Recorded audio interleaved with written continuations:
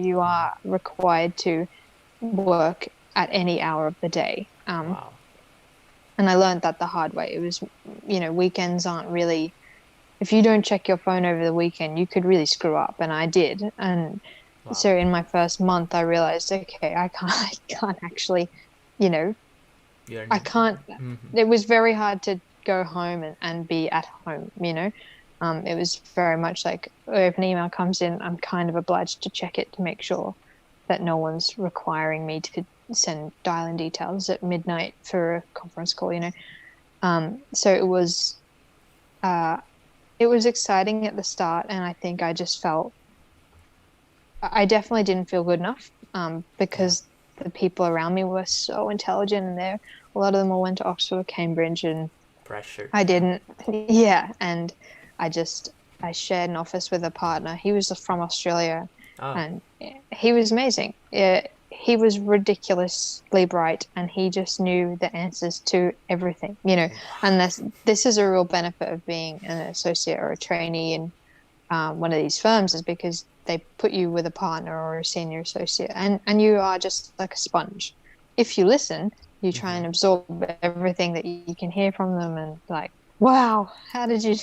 I mean, I just feel like I'm 20 years away from being able to do that. And yeah, you do see some amazing things, but equally, because you do share a room, you are always watched.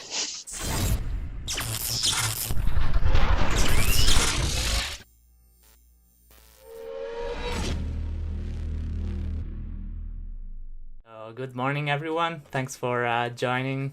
Today we are here with Dana, and we have a very interesting story. It's a story about an international lawyer, and it's a really inspiring story, which I was really impressed about when I read it about it. And yes, basically, Dana started her journey in Australia. Then she moved to different countries to pursue her dream to qualify as an international lawyer and work in an international law firm.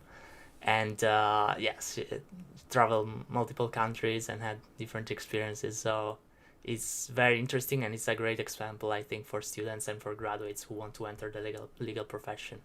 So thanks, Dana, for joining today. Uh, I'll Yeah, let thank you for having me. I'll let you give a brief introduction about yourself and about your uh, career. Yeah, sure. I mean, it's not very easy, short bio of my story. It's also not very conventional, but I guess if I can be as brief as possible, I Yeah. was born in Australia, and I moved countries all the time as a kid due to my dad's work, and actually it just became normal for me to move. So I studied in Australia, I studied law, and didn't even stop to think about whether I actually wanted to do it. I just knew I'm going to do it, and I'm going to Hmm. do whatever I need to get to the best place possible. Yeah. And London just seemed to be it. And I did find it challenging. As I said, there were many ups and downs, but actually, I'm no longer practicing, and I've had an amazing experience learning about the ways in which you can become a lawyer, and there's many different ways, but it's a very challenging, particularly in the UK Yeah. and the top firms. Um, but actually understanding the ways in which you can really think about what you want to do. That's what I want to be here, and that's what I want to do for other people is actually help them stop for a second and think, is this what I want to do? And then if it is, go at it with the right mindset and actually be the best type of person, because this is a really tough industry. And actually if you're not all there in here and you're not in the right mindset, it can be a tough life. So actually I've come full circle. I will get into, I guess, more detail of my experience, but I'm now practicing as a therapist who wants to help other people, try and figure out what their life path is. And once they know it, go at it with everything they have and the right mindset. Yes, you're So you're that's what, definitely yeah. right on the point that you need to know you want this to follow this career for sure, because is crazy competitive, is very challenging, and you need to Yeah. if you want to do it, you need to stay on track and with all the requirements and the experiences that this career requires. So definitely it requires resilience, and Yeah. it's a very And long process. it's a lot of time. Yeah. Yes, and you don't have Exactly. Yeah. a guarantee that you will be able to join. No. So No, and that's the hardest part. It's a lot of the trainees, particularly at Clifford Chance, I found were so stressed about whether they would qualify, whether they would be offered the role and what seat they would get and who would get offered it first. Yeah, it was an intensely stressful situation, and it was new to me. In Australia, you don't have to get a seat 2 years before it starts. Mm-hmm. You just qualify and you get a job, and then you work for 2 years. Yeah. Yeah. So that was a whole new process of, wow, the pressure starts even before you've 2 years before you even start working. Exactly. Yeah, it's Yeah. very So it's intense. very difficult. Yeah. So how did you come up with the idea of moving to the UK, for example? Was that your ambition? You wanted to exceed in this field, or? Yeah. Yeah. It was twofold. I'm an identical twin. So when I was in Brisbane in Queensland, I was about to finish my law degree, and my sister moved to London, but I had a few months left. So I went back to Brisbane. And I had been to school in the UK for a little bit, so I was familiar with it, but there wasn't really anything holding me back in Australia. And my sister was over there, and I thought, actually, the UK is one of the best places to become a very good lawyer and get some great training. So it was a no-brainer for me. I went to London the day of my last exam, and Wow. I didn't attend graduation because I just wanted to go. Brisbane is quite a small place, so I just felt compelled to just get on a plane. And my professor said, if you didn't pass something, you're going to have to fly all the way back to the other side of the world to resit the exam. And I said, I've done enough. I know I've passed. And I did. So I actually got confirmation that I passed my law degree and everything, all my exams while I was in London. Wow. And yeah, Great you could news. say I'm impatient, but yeah. Did you qualify as a lawyer in Australia or later on in the UK? So I flew back a few months later just to actually qualify in Australia. Wow. And I did that in a week round trip. It was intense because at the time, I was working in Stevenson Harwood as a paralegal, and we had discussed that I would move into being an associate when I qualified. So I flew, got qualified, came back, and then learned the fun story of paralegals not becoming associates in firms like that. So that was interesting. But I'd always had the intention of qualifying in the UK as well. So at this stage, I qualified and I passed the multiple choice theory exam. So I've passed that part of the English qualification. But funnily enough, Clifford Chance didn't require it, so I never needed to sit the second part. So I'm half qualified in the UK, in short. Yes. And you worked as a paralegal, in Australia first, so that gave you some kind of foundations and background to be able to enter the legal market in the UK. Is that is that something that helped you to obtain then a paralegal role in the UK? Yeah, definitely. I think I wanted to experience. I'd been working in-house in Australia in a tech company as a paralegal there, so I got some experience of what it was like to work across a few businesses and with general counsel and legal counsel. But before I left for the UK, I did get to go into one of Australia's top firms and experience litigation. And actually, it was the first time I wasn't prepared for a job interview. So it was a very good lesson. Going into that environment, I had underestimated it. And the first question I was asked was, please define legal privilege. And I just didn't have a good answer. I wasn't I wasn't prepared. I didn't know that that was going to be a question, and so that automatically was a lesson to me of, if you're walking into firms like that, Mm-hmm. really, really over prepare and know the role and know what they're going to be expecting of you. Yeah, you should Um, know. Yeah, yeah. everything. So I got a good experience in that firm. It wasn't very long, but it was good enough to see that what it was like, I guess, and Mm-hmm. actually get my foot in the door in the UK. Yes. And how because you worked as a paralegal both in a law firm and in house. So how would you Yeah. describe the difference in these two roles? Because it's Oh, yeah, pretty different because yeah. in-house is very much you're pretty integrated in the business, and you're not Mm-hmm. it's not as hierarchical in a business, because, and that sounds weird because law firms, you're just all lawyers, but when you're a paralegal, particularly in my experiences, you you get kind of given lots of different tasks. There's a lot Mm-hmm. of variety, and actually, if you get under the wing of a good boss, you can really become quite successful, and you can climb the ranks. And that's Mm-hmm. essentially what I did in Macquarie Bank. But law firm paralegal work, and this is very much the case in the top firms. It's very singular. I guess you have a certain set of tasks and things that you typically get. And unfortunately, if you're trying to become an associate, you are very much competing with trainees for the Oh. good work. Mm-hmm. It's difficult to try and convince a partner or an associate to give you something really good, Mm-hmm. because actually anything that's worth your legal brain, unfortunately, goes to a trainee who's the one that they've paid to train. Mm-hmm. And so I found that differentiation between a law firm and the trainee dynamic wasn't very, it's not, it wasn't very easy as someone who wanted to become a lawyer, and finding firms that didn't really value the fact that you've done a law degree or that Mm-hmm. you were actually a lawyer. Mm-hmm. Um, it's great experience, but just going in there with your expectations is very important if you're going into a law firm as opposed to in-house, where it's a Yeah. little bit more flexible.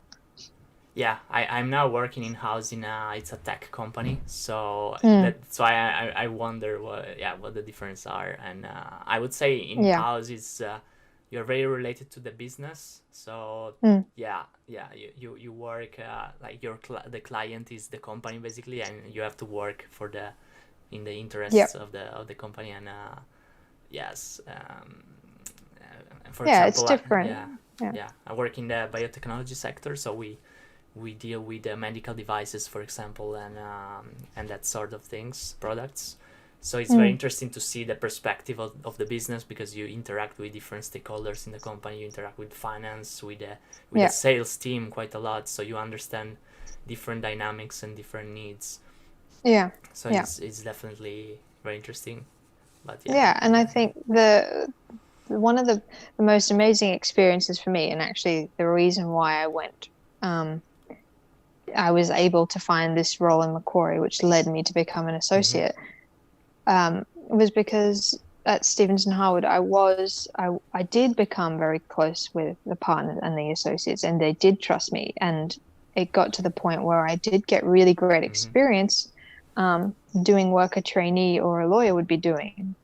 But it came the the difficulty was HR had some issues with what I was doing as opposed to what trainees were doing. So it depends okay, on the HR function and what they really value, whether mm-hmm, they really value their paralegals or whether it's all more right, an administrative role.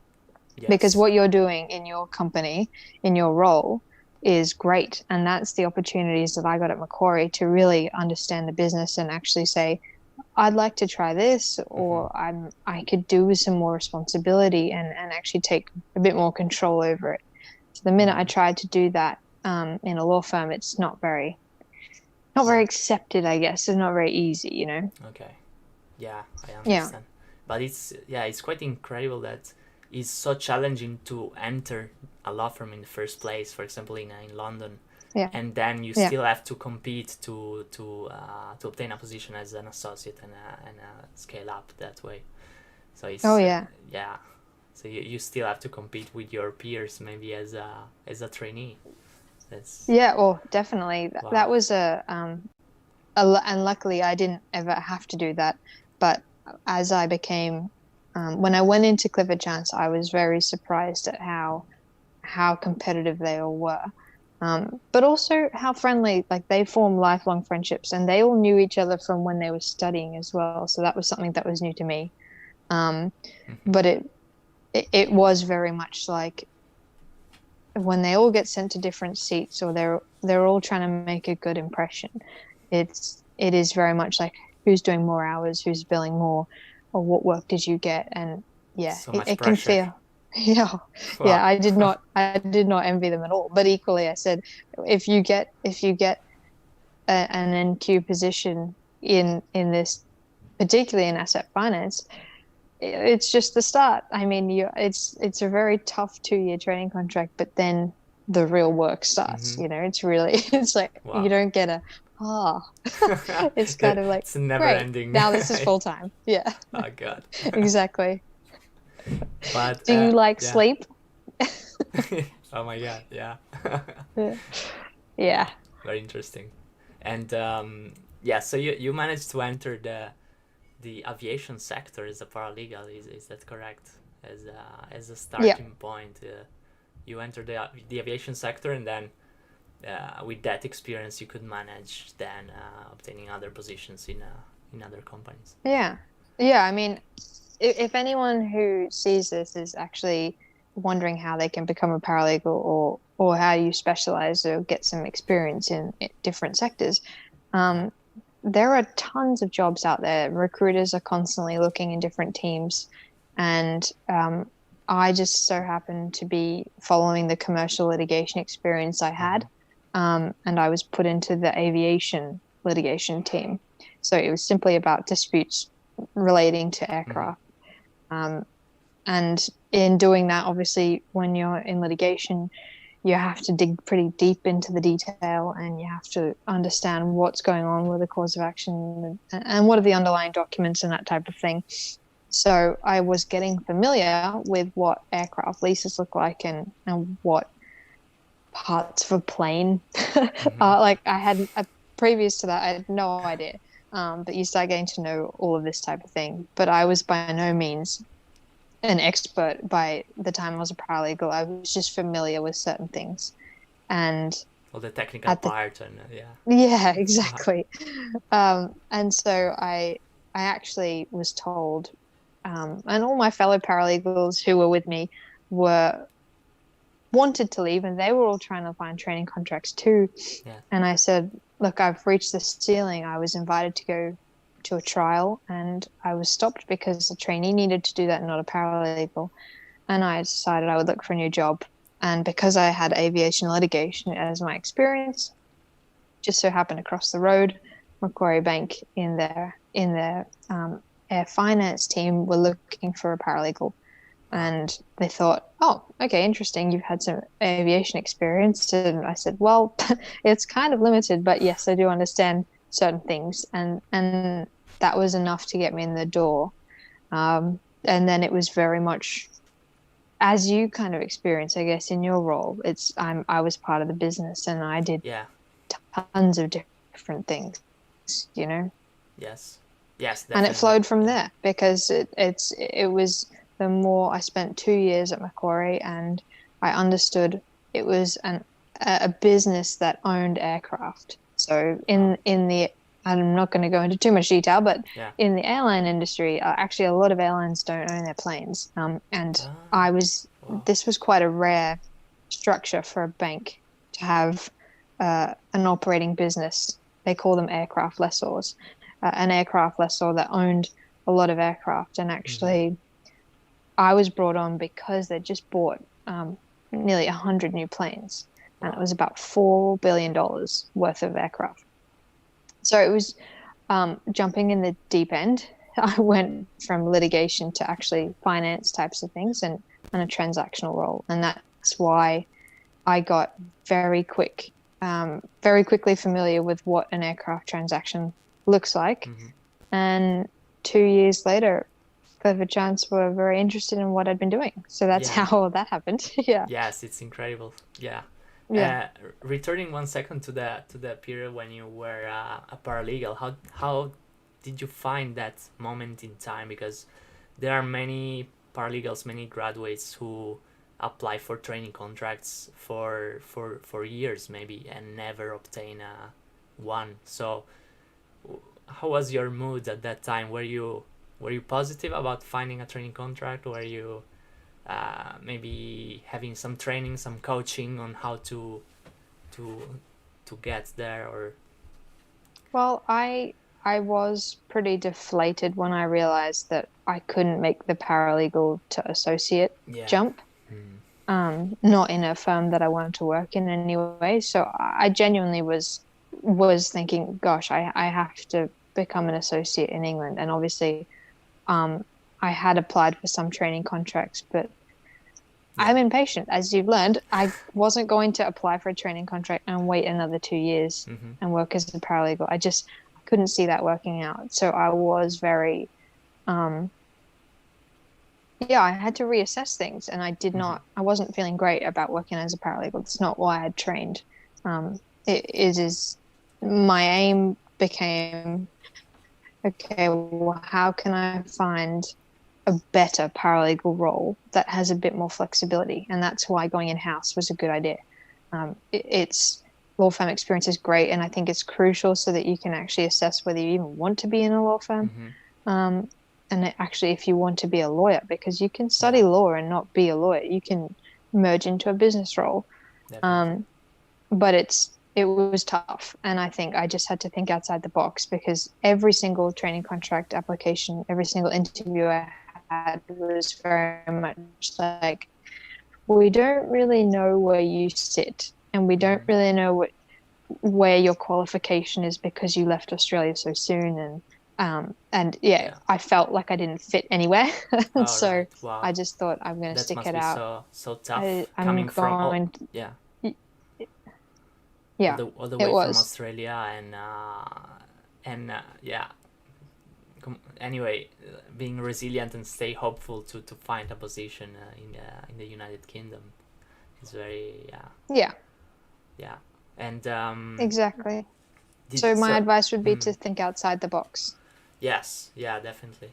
But I think your resilience, your perseverance, and impatience probably helped you a lot in this. It did. If you want something, eventually, it's supposed to happen. Yeah, exactly. You don't get desires unless they're meant to happen. So I had a lot of people around me saying I wouldn't ever find a job, and I needed to go back to Australia to work for another 2 years before I'd even be considered. And a lot of people told me I was an idiot for leaving Australia so soon. But hey, I mean, and this is why I've gone through a whole process of actually, if you really want something, you can talk yourself enough into it, and try and deflect all the negative, because at the end of the day, they don't know what you're capable of and actually what's best for you. So that's really a lot of what got me through, was just making my own decisions. Yes, definitely. And you raised a good point, saying that if you study law, it does not mean that you eventually want to become a lawyer, because without practical experience, you don't really know. When I remember when I was studying, I had this idea of becoming a corporate lawyer, sounds very cool and everything, but until you have a practical experience, you don't really know how it is, how it looks like, if you like it, because it's drafting contracts is maybe all these dynamics that some people don't like, probably. So it's just, there are many things involved, and work experience is definitely essential, I would say. Absolutely. Yep. Yeah. And so in that situation, did you ever feel like giving up maybe at some point, or you were just... I mean, at that point, at the point of trying to find something and getting into Macquarie, no, I didn't consider giving up, because I didn't really think about any other options, to be honest. I just thought, I just thought it was what I wanted. And I looked at the Yeah. associates and thought, yeah, no, that's what I want to do. And it's so funny how you can project what their life must be like when you're in a lower position. And I guess I'd projected that it was going to be great and fun and I'd love it. And it's that horrible thing that a lot of us do is I'll be happy when. Uh-huh. And I kept saying to myself, I'll be happy when I'm an associate. I'll be happy because I'll feel like I've achieved and I don't have to keep hunting down the next, step up. So it was, I Mm-hmm. didn't ever consider giving up until I actually got to that point, but I can tell you, it was a huge sigh of relief when I did get the Clifford Chance role. But then it was a Yeah. whole new set of pressures. I was like, oh my God, can I actually do this? I don't know if I can. Yes, it's And very interesting that everybody sets that as an end goal, obtaining a training contract or getting an associate position, but then a whole new life starts, right? A whole yeah, new experience, and yeah. it's So it's you're so focused on getting it, and then you're actually like, oh, yeah, now I have to do it. because it's so hard to get there that you are Yeah. focused on getting there, obviously, because it's just so competitive, so difficult. So many Yeah. people And don't think that's what I about think. the after. Yeah. Yeah, that's what I think is actually before you just put everything into like getting it, try and talk to as many people as you can about like, who are actually there and shadowing people. And I think that's some of the best experience you could get is to go in there and actually shadow them for a day. And do you know what? There's not many people that you don't have to have a vacation scheme to do that. And you can Mm-hmm. actually go up to someone or send them a message and just say, maybe this is out of line, maybe it's not, but would you be open for if I could shadow you for a day? And actually, very few people ask. And that's Yeah. one thing I learned is just ask and see what happens. You'd be surprised Yes. what people are willing to do for you. Yes, I've never thought about the shadowing. Ask for shadowing, for example. It's a very Try it. I good challenge tip. you. Someone will say yes. Yeah. Wow. Yeah, I can imagine that's the case because you just send various messages on LinkedIn probably, and someone will reply eventually. Yeah. And actually they will be shocked because you might be the outlier because there's maybe 400, 500, or thousands of applications, but Mm-hmm. someone's just like, no, I'd like to just come in and see for a day what it's like. Yes. Yes. Yeah. Yeah. Definitely. And so you got in Macquarie as a paralegal and then as a trainee and Yeah. associate. And Yeah. how did you find this switch? Let's say this stepping into Clifford Chance, the differences because Macquarie is an investment bank, is it correct? So Mm. from Um, yeah it was definitely a jump. yeah Um, but I was very lucky and I would hope that everyone gets this in their life, but I know I was lucky. I had a good mentor at Macquarie. mm-hmm. Um, two mentors actually, both my bosses, and they just said, look, if you want to really become a great lawyer, um, we think you need to go into private practice again, and you will get an amazing volume of work and experience, and you'll get to see that because there's just so many different transactions happening for different Mm-hmm. clients. And as you know, just you work in one company, you learn their way. Yeah, So yeah, exactly. it's broad in terms of what you get to do, but limited in terms of seeing how other businesses function. So when I went into Clifford Chance, I had the most difficult job interview of my life. Well, two Wow. of them. And they were very much, again, I was stuck with are you good enough? Or we don't really know. Your background is very weird. Um, let's press you for as much information as possible. And I since learned from like my other colleagues who work, they were like, I was never asked those types of questions. That was so difficult. But they were Wow. really trying to just understand how if I was good enough, because the Mm-hmm. transition from paralegal to associate it wasn't linear. It wasn't a step up. That Mm-hmm. role never existed at Macquarie. I just kind of made it. I Wow. said, look, I was more like taking on responsibility and showing that I wanted to become a lawyer. or that I already was one. I just needed to be recognized for it.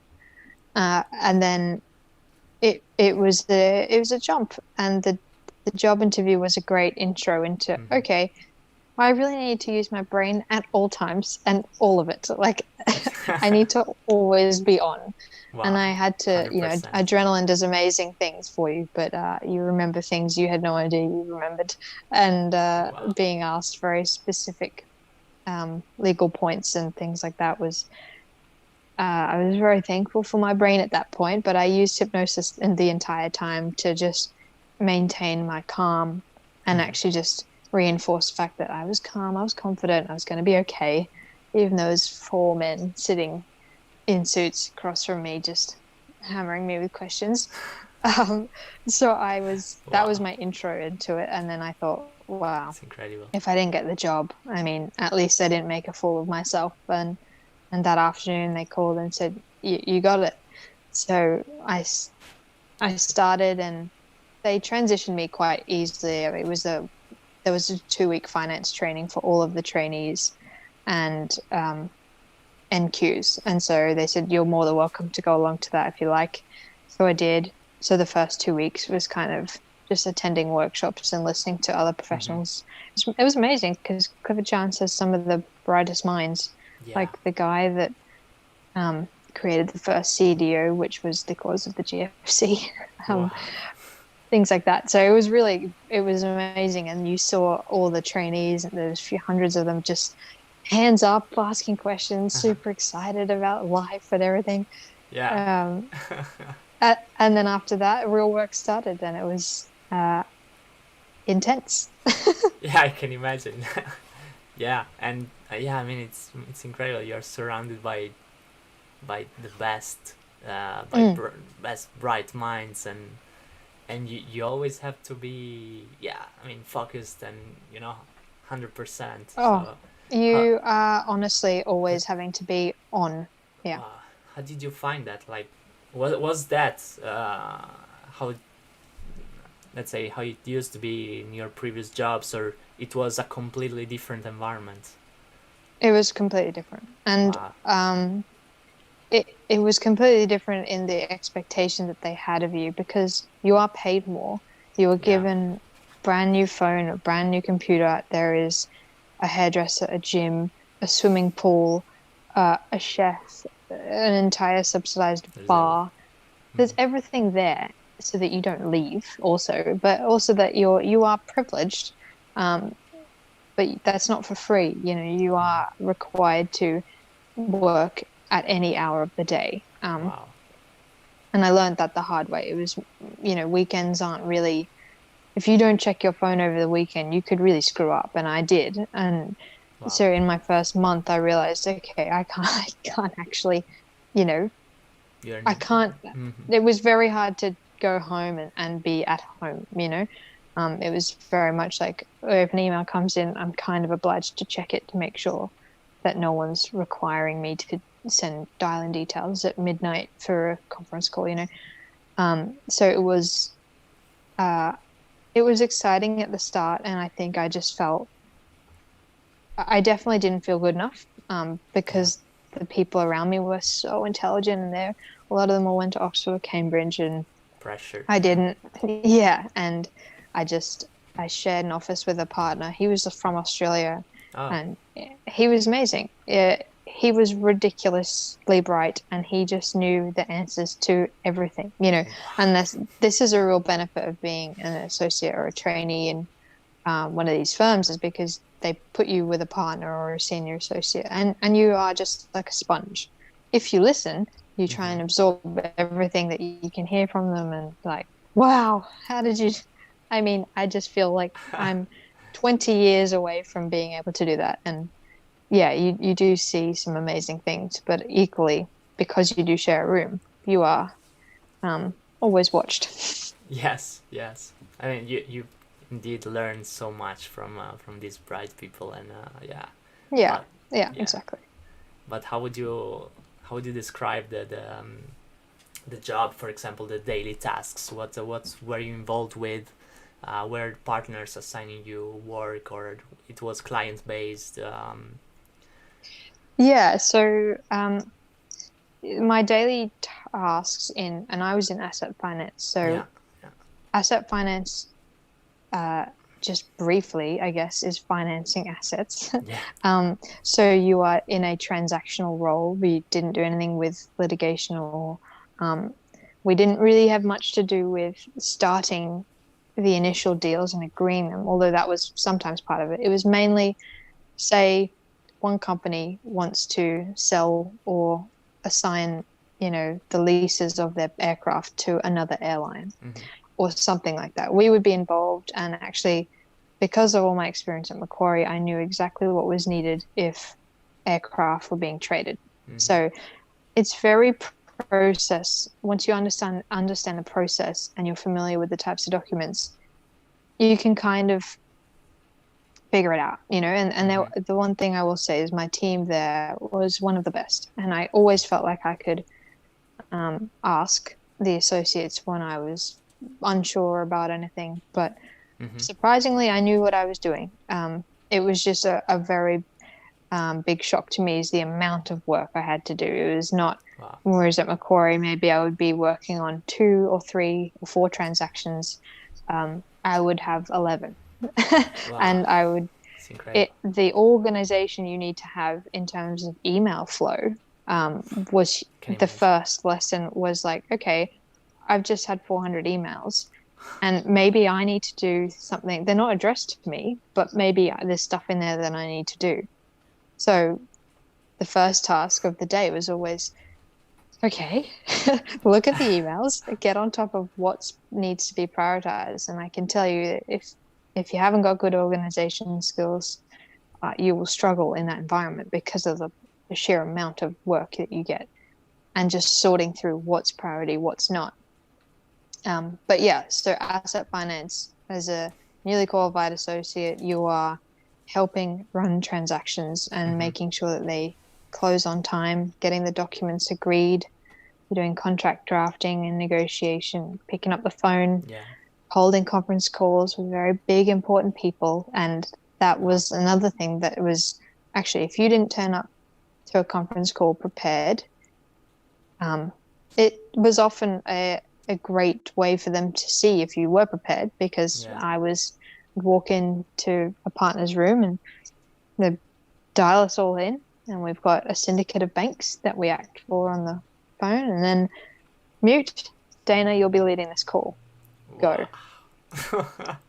They And if I didn't have thrown in like that, printouts, and yeah, if I didn't have printouts of all the transaction documents that we were talking about, the comments that we needed to discuss, that type of thing, yeah. I would have embarrassed myself so bad and had to, what would I have said? I said, sorry, I haven't printed off anything. I can't talk about it. That it's just that's the standard. You are expected, Yeah. even though no one asked you to come prepared, go prepared. Yeah. Yeah. So it was that's the type of thing. Yeah. Yes, and you mentioned that, for example, yes, you need to manage your work life balance, but you said that also during the weekend, for example, you need to be conscious of what's going on and everything Hmm. else. So, how was the work life balance? How did you cope with that? Um, I didn't have any, there to be there was honest. oh my god, wow, um, I genuinely struggled because I'm a morning person, so I figured actually I'll come in early and then I can leave at a reasonable time and still get home and have some time at home. mm-hmm. Um, but that didn't really work because in asset finance, it's very much across all time zones. So when you work with clients in Asia and the US and you live in the UK, you're covering from early morning to late at night.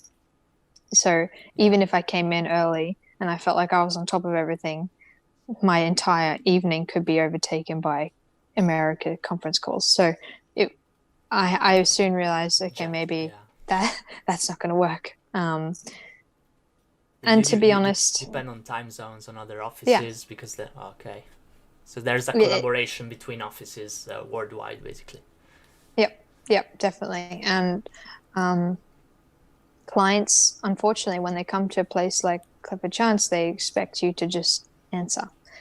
That's not other firms. I can't speak for. I can speak for other firms. It's not like that. It's not. It's not a constant 24/7. There is a different service, I guess, that you get when you step down to mid-tier. But Magic Circle is like, we are here for you. What do you need?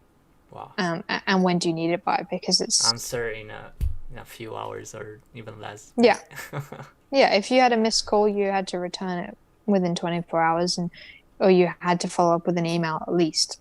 But it was more the high expectations of turning around huge loan documents and digesting people's comments and that type of thing. It was very hard to maintain a work-life balance because, like I said, the big lesson was one weekend I didn't look at my phone, and they specifically give you a work phone, which is cool at the time, but then you realize, no, there's a reason. Actually, yeah. I'd rather leave it at work. But I didn't check my phone, and it was a Sunday, and an airline had gone into administration. Wow. And 4 of 6 of our clients owned aircraft with them. So immediately there was a lot of work to be done, and I didn't know about it. And I walked in on Monday morning, having checked my phone on the way to work, being like, oh my God. Just a mess was going on in the weekend. Yes. So I learned from then, okay, I can't just ignore my phone. Yeah. So work-life balance was difficult. It's very interesting. I mean, you probably have everything because, you have everything really, but then you cannot really enjoy it fully because you are constantly working, right? That's the mindset. Yeah. You're constantly connected to the requests, to what's going on in the company. Yeah. And I think you can't really, my reason when I resigned was that this requires 110% of my energy. And if I don't feel 110% committed to it, I can't give all my energy to it because it's just draining, and I didn't have time to do anything else that I enjoyed. So I noticed that my stress level and the self-doubt and the when am I going to be caught out talk in my head, things like being caught out on a conference call or saying the wrong thing or making a mistake in a document, all of those types of things it was getting to me. And I just made the decision that, and it's okay. It's a huge amount of work if you know that is where you really want to go. If you see partnership, or you see yourself doing this for another 5 years and that it's worth it. But for me, I couldn't see the light at the end of the tunnel. I couldn't see myself doing it. So I didn't think that I could keep putting that much effort in for where I couldn't see myself in the future. Yes. Yeah, that's what I'm wondering, because I want to become a corporate lawyer myself, but then I wonder, how do you cope with that in the long term? From associates to senior associate or partner. Did you see others coping with that situation, with that 110%? I think everyone dealt with it differently. There were some really great people there, and to be honest, the longer you're there, the more used to it you become, and it seems normal to be working until 1 a.m. every night or every second night. But when you kind of step out of the bubble, you realize, oh wait, no, some normal people go home at like 6. Oh my God. And the signal for me was we had a glass corridor, and my office was against it, and I would know that it was 5:30 when all of the secretaries left, and I just knew I've got another entire day of work ahead of me. So from 5 until maybe 11 or 12, and that realization was quite a horrible one. It's actually normal people leave work now. But I've got an entire day of work ahead, so I would go down and get dinner, come back up. They say things like dinner is free after 7 or things like that to make you feel a little bit better, but it's just like, I've eaten dinner at my desk every night for an entire month. You know, it's not pleasant. But yeah, other people would find it okay. I mean, they acclimatized. I did unfortunately see a trainee. She was an associate and NQ like me. I'd been asked to go down and interview her or answer her questions when she was being offered the job to see what it was like. And she asked if it was acceptable to sleep at our desks. And I just said, no, not that tired that I couldn't go home. And she unfortunately was asked to vacate after 5 weeks because she didn't show that 110% effort that you need, you know, and that's how cutthroat it was for someone to have gotten the job that thousands of people want. She was asked to leave, you know. That was, I'd never seen that before. So people dealt with it differently. I think the stress took its toll, but some people just didn't vocalize it, and some people did, and they left. Yes. And in this context, what's the role of HR in helping or assisting the lawyers in because it's a very stressful environment, so there must be some measures in place, or maybe I don't know. Or okay. Yeah. Don't want to get too much into the detail of it.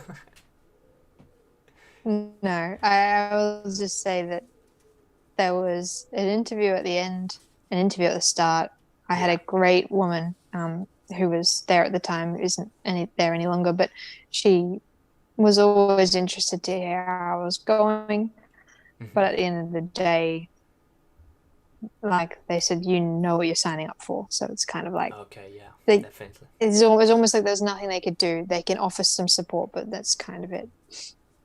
Which is obviously what I'd love to change. Yeah. I don't think that's okay. But yeah, they're very rigid environments. Yeah, I can imagine. And could you give us maybe a very general overview of asset finance? I don't know if you have something in mind you could describe about that field or the department, or the connection with other departments, maybe M&A or... Yeah, I think asset finance was it was the most interaction I think we had with other departments was with litigation. Yeah. Particularly when airlines needed help. And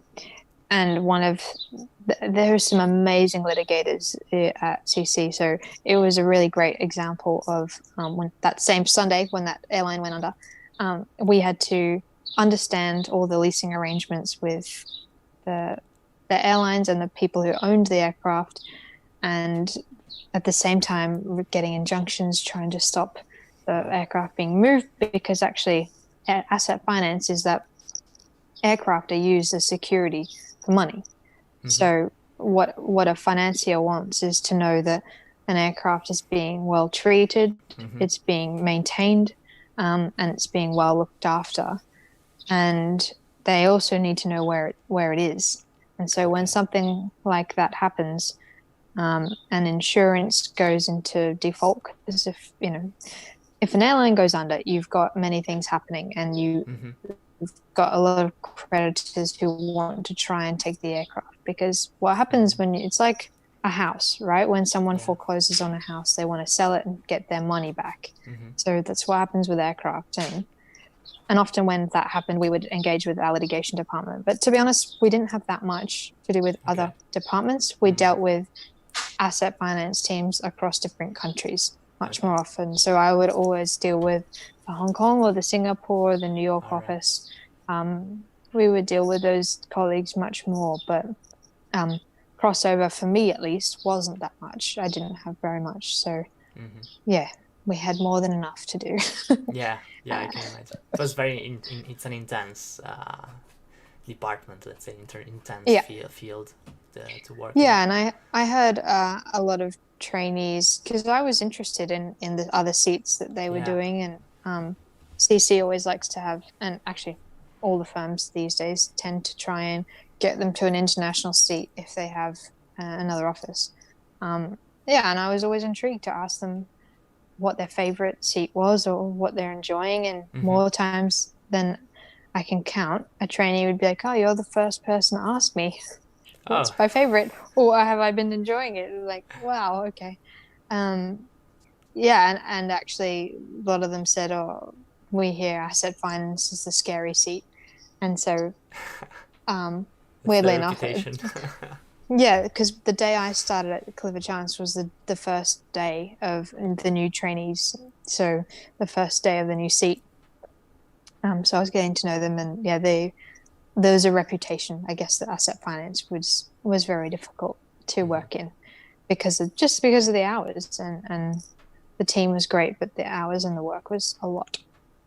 And what are the other departments or sectors you heard about that were maybe a bit less challenging, although still Um, still challenging, I guess. Yeah. yeah, I I don't know. I think I would really struggle to say, but I think some people Yeah. who said, I mean, I know M&A is very difficult because of the Mm-hmm. time pressures if you're, again, structuring a deal and it has to be done in a certain time. Yeah. But I think I'd heard the tax team wasn't as intense. Mm. Um, and litigation has ebbs and flows. I mean, Okay.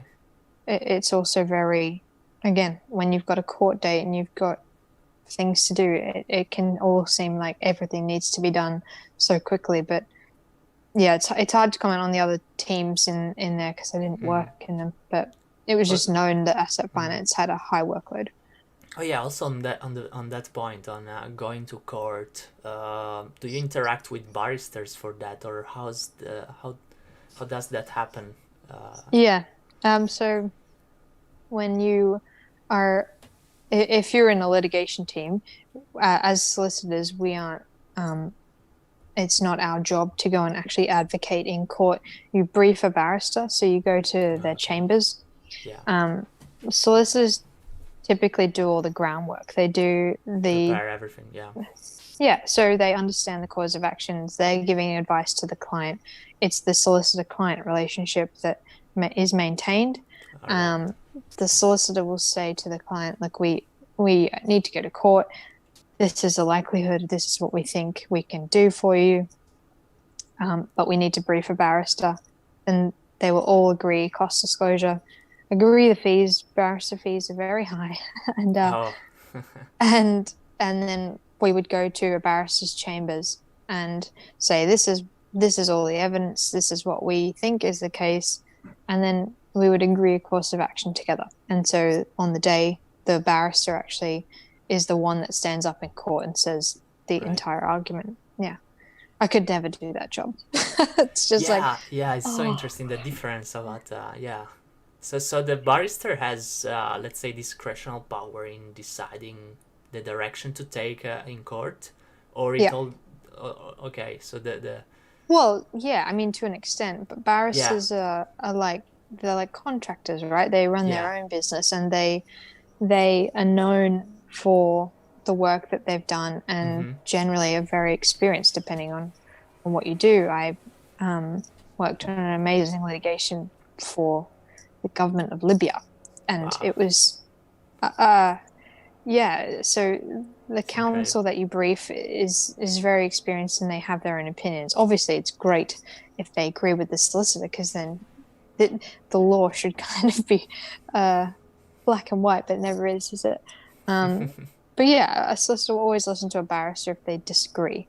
Um, All but a right. barrister can't just go off uh, and do what he or she likes in court. The solicitor is sitting next to them the entire Okay. time. They've got all the briefings and the pleadings and the papers and everything. So they're a Yes. team. Yeah. Wow. Very interesting. And Mm, returning to your experience, so when you were in Clifford Chance, you realized that was eventually not the life you wanted. Is that correct? mm, And mm-hmm. then you took some time off, if I'm not wrong, And Yeah. what happened next? Well, so I mustered up the courage to resign, and I just said to my boss, "Look, uh, my heart's not in it. I don't know what I want to do." And they just said, "Do you need?"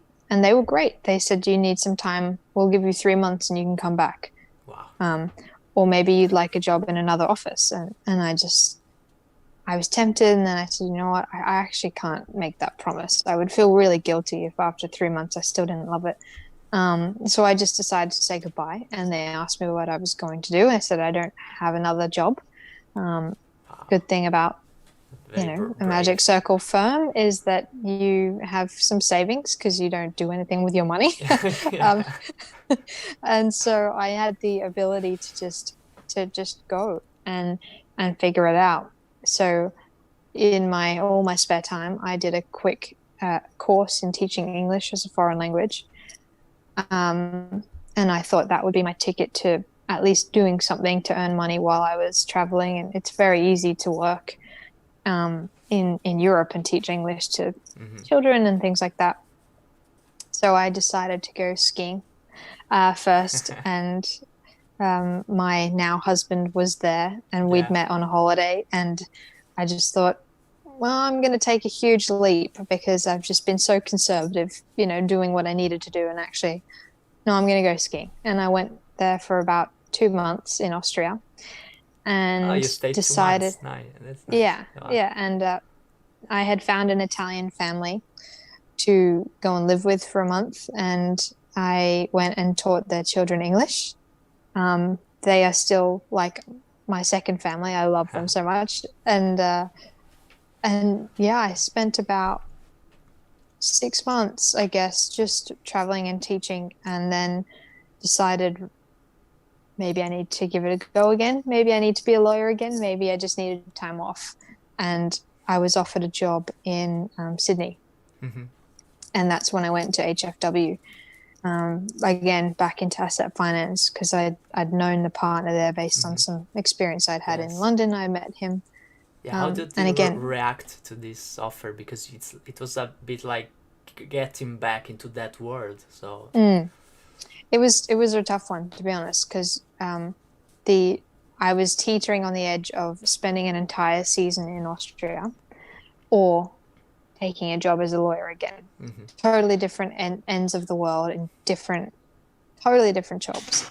And I found that I was swept too easily back into the legal world, thinking I'll give it a go because I spent so much of my time training. I didn't want to give up on it that easy. So I got this role, and it was very easy because, like I said, that partner knew who I was, and he just said, "Yep, it'll be great." And yep, moved to Sydney, started in the job, and immediately the same feeling started coming back. Although there was there was very little work, and actually it was the other end of the spectrum. I was going to work every day like there's not that much to do, and I didn't really know what to do with all the time. Wow. It was completely So different. yeah, and actually my introduction to the firm, because HFW is started in the UK, and it's an international firm, and when the global head just happened to be in Sydney at the time, and he said, "Oh, we've got an ex-Clifford Chance person here. Tell us about that experience." And I just thought, well, yeah, it's very different to this, and but it's not something I would aspire to if I'm going to talk to a manager. I don't think we need to be the billable hour targets were much higher, and salaries were obviously much higher, but it was just like, well, it was a great experience, but I left there not to find something similar. And I Yeah. always tried to make that very clear. Yeah. Clifford Chance was like a mark that you brought with you in other Yeah, countries. exactly. And I just thought it was a great experience, but I'm not trying to find that again. I Yeah. mean, I could always go back, and I just didn't want to. So, yeah, I'd realized, unfortunately, that I made not the wrong decision, but I realized that, yep, no, I definitely didn't want to be a lawyer, and decided to go and actually do that full ski season in Austria after that, Yeah. and learned German and worked in a 5-star hotel, and it was an amazing experience. But then again, it happened again. I just got an offer I couldn't refuse in Singapore. And I just thought, oh, one more time. And yeah, that was the last one. It was So, just like, yeah. okay, law firms, I'm done. So in that moment when you went back to Australia, for example, did you feel like it was the time just to settle and to complete this chapter of adventurer that you Yeah, lived till that moment? yeah. And then I just felt all my energy die. Genuinely, I was like, oh, okay, trying to be this sensible. No, no, I've had my 6 months. I'll go back to real life. And then I realized, actually, why? I just don't have the joy and the energy Mm-hmm. for this type of work. And the idea of living in a foreign country, doing something completely different to what I'd always done.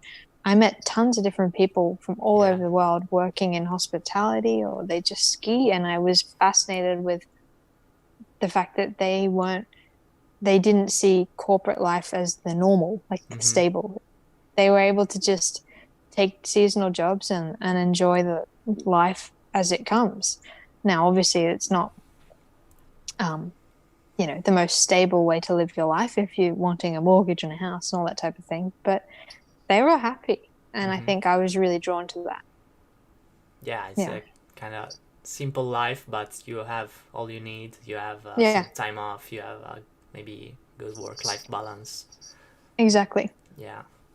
Yeah. So, I'm just curious about Singapore. How was that experience in comparison to other countries in terms of working environment, in terms of culture? Culture, yeah, that was an interesting one. I'd gone to school in Singapore for 4 years as a kid, so I was Okay. familiar with Singapore. And my parents live in Malaysia, so every year I was going out there anyway. But working there was different. I think the majority of um, the associates were British, and the support staff were local Singaporean. And I thought it was an interesting dynamic because it was quite segregated, and for me, it just wasn't the right fit as a Okay. firm, Mm. and the work we were doing. It was a kind of they were restarting up the asset finance team, which had gone over to Herbert Smith Freehills. Oh, wow. Um, and that still, again, I just found myself in a firm where there wasn't much work. And for me, I was like, wow, this is really interesting. I've gone into a law firm where I was just absolutely owned with so Mm-hmm. much work. And then I've left in search of balance. And all I found was something at the other end of the spectrum. And I found it twice. And I thought, I might actually listen and just take a step back at looking at the signs. I like to see that there are patterns in our life. We sometimes don't see them, but Mm-hmm.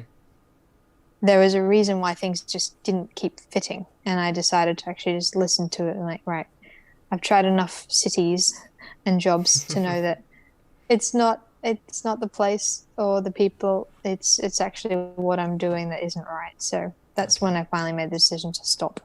Yes. And from there, you went back to Australia. And how have you decided to take that turn in your career to then Yeah. enter into hypnotherapy and Hmm. start your own practice? How did Yeah. that happen? Well, it was a tough time in Singapore because it was the first time where I was thinking, what do I do now? I was looking at finance roles in banks and other Mm. businesses, and I just couldn't get excited about it. Going into a different business role, it's very difficult once you start to specialize Yeah. to to break out of that. Um, I spoke to a number of recruiters, and they thought, well, it's very hard to change practice areas in law firms when you've Mm. when you've practiced for a while, because they see you as having to be retrained in a way. Mm-hmm. So I started feeling like, oh God, no, I'm not going to do that. And actually, as I said, I'd used hypnosis and stuff all throughout university. Um, Yes. and I just started in my own personal development of understanding why I had anxiety and how to overcome it. That Mm-hmm. there was something I was super passionate about. I'm a brain nerd. I love Mm-hmm. learning and reading about it. And um, I just came across Marissa Peer one day on I think it was a place called Mind Valley. It's a great company that is just it's amazing for personal development. If you don't know Wow. about it, you should check Wow. it out. Interesting. They do tons of it's kind of like teaching you what you didn't learn at school. Everything that you can think about. There's lots of different, some of the world's best teachers are on there. Mm-hmm. And Marissa Peer was one of them, and she was talking all about hypnotherapy and actually understanding how your past can affect your future and your present and why you are the way you are. And I just thought fascinating. And I saw Mm-hmm. that she actually trains people. And the minute I saw her, I just knew I wanted to do that. So it was quite a quick decision. Yes. And then I started the training while I was still in Singapore and had to finish it in Australia because that's where the course was being held. Yes. Yes. So yeah, And back to Australia again. yeah. And I had a look at your website. That your practice is very interesting, and I've noticed that you mentioned that in your in your earlier life, let's say, you had you were not that good at communicating. You were a bit shy. You were getting stuck in these situations of public speaking. So Yes. Yeah. you then decided to step out of your comfort zone and learn more about that and face that fear. Is that correct? Mm-hmm. Oh my God, it was a real fear. I think many people can relate to that. So definitely, it's very interesting. Yeah.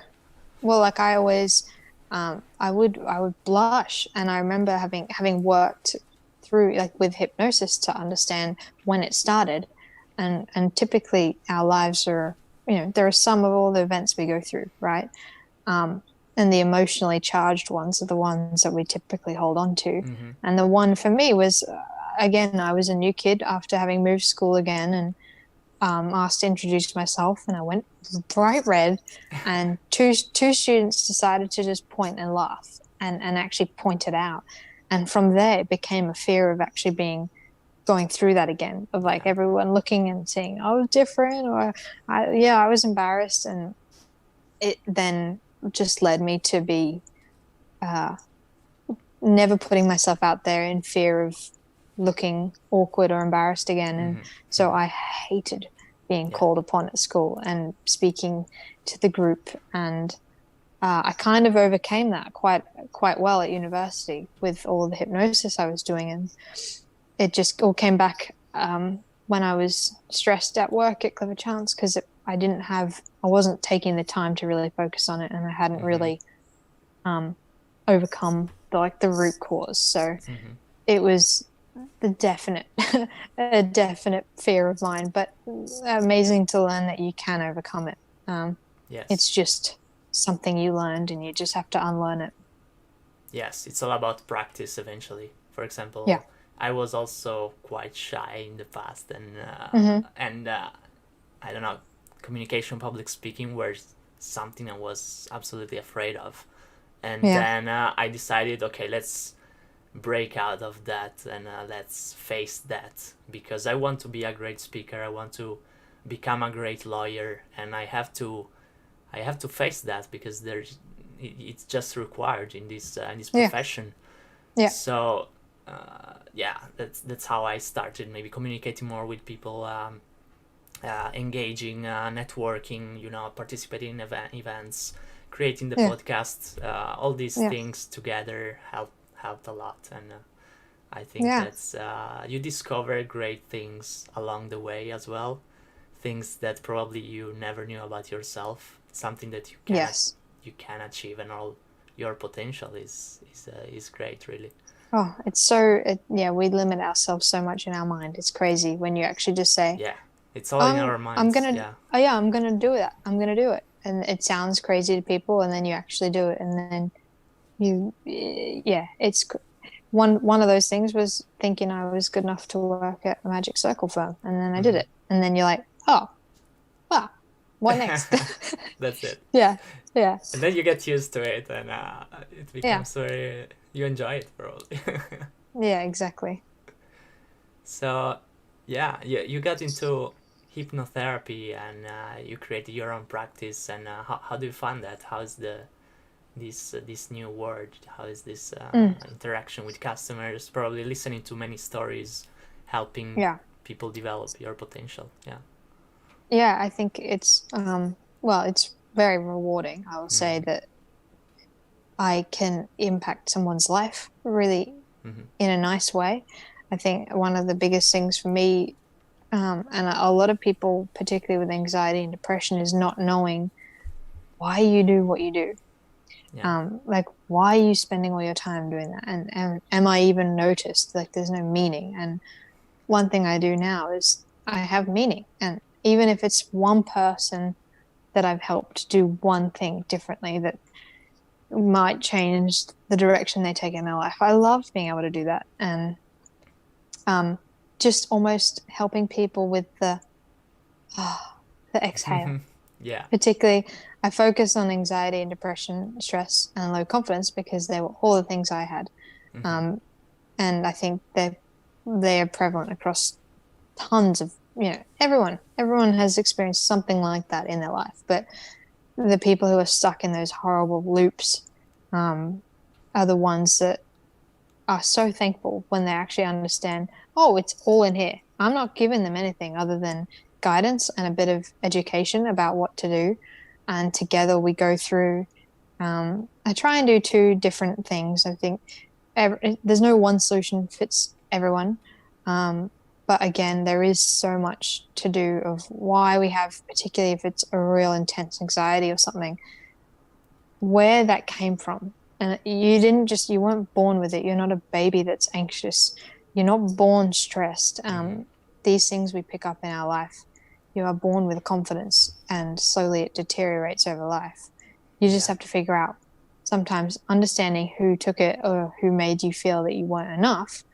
Actually, even just seeing it, because when you get to a state, it's called the alpha brainwave state and actually theta, different brainwave states, you can access quite emotional memories without reliving them. And that's the power of one thing that really helped me. Like I said, I was actually looking at my younger self feeling the way I felt and saying, well, I was 11. I mean, it's okay that I felt that way, Yeah. but making the decision that I didn't have to keep living that way. And that empowering part is what so many clients find really, really great. It's like, oh, well, that's just stupid. And you're like, yeah, it is. And trying to bring humor into it is like, don't take life so seriously. You don't have to live based on the past, and you can actually achieve anything you want. Mm-hmm. Yeah, it's Yeah. all in our minds. Eventually, it's we often limit ourselves. We are subject to external judgments Yeah. and prejudice. Yeah, so yeah, it's very interesting. And Yeah. yeah, and after Australia, you decided to move back to Yeah. where you were Yeah. at the beginning of your journey, let's say. So Yeah. you so you are now back in the UK, and Mm-hmm. what brought you back, and what are your expectations from for the future? Well, it's that guy I met in Austria. He was from England, and we managed to stay together throughout all of my moving around. Uh-huh. And yeah, to be honest, it was really difficult to try and agree where we were going to live because of visas and everything. And I just thought, look, I will come back to the UK as long as I'm not tied to a legal job, because that's what I had been before. Mm-hmm. My visa was tied to a job. So that's another thing that actually added a lot of stress and pressure, is that Yeah. if I quit, I either have to find another job or I have to leave the country. Yeah.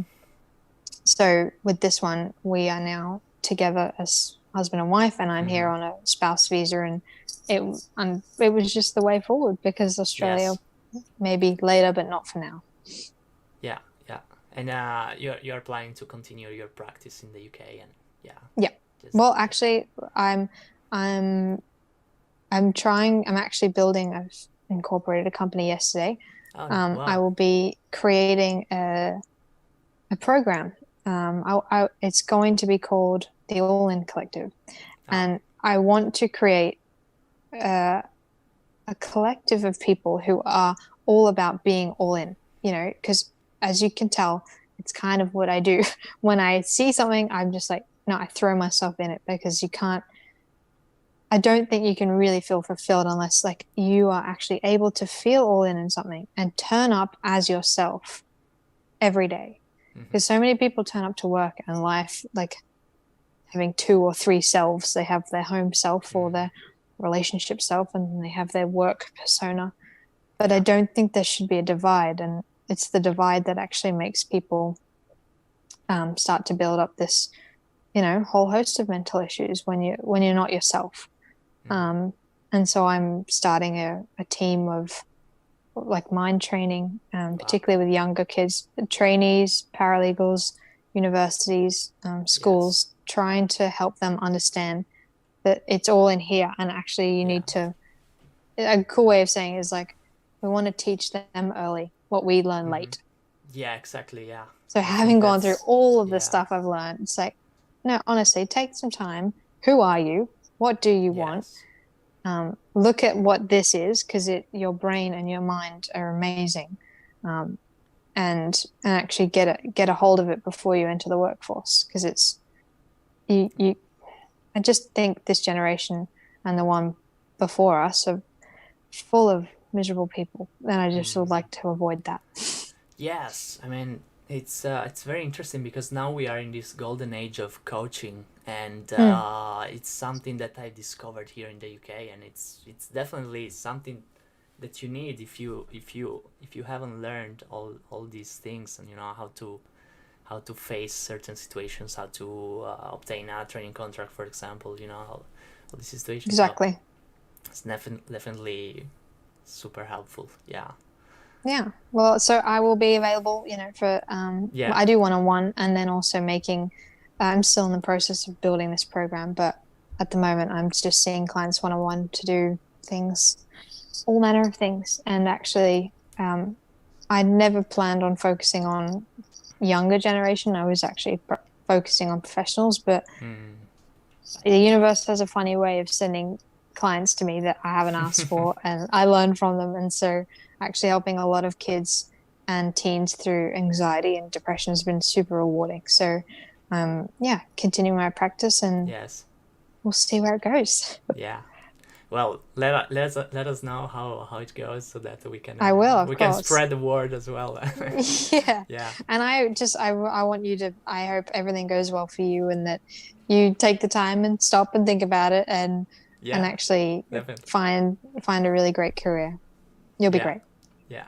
So that's all I had, all the questions I had, and I would say we can conclude it here. And if anyone has any questions in the chat, please tell us. If not, do you have anything to add, Daina, or is that?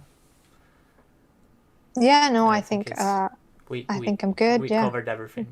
Yeah, it's a long story. I'm sorry. Yeah, incredible story. Yeah, definitely. Well, thank you very much, for having me. Everyone, for following. Yeah, thank you, Daina, for joining, and good luck with your career and with your plans. Thanks very much. We'll see you soon.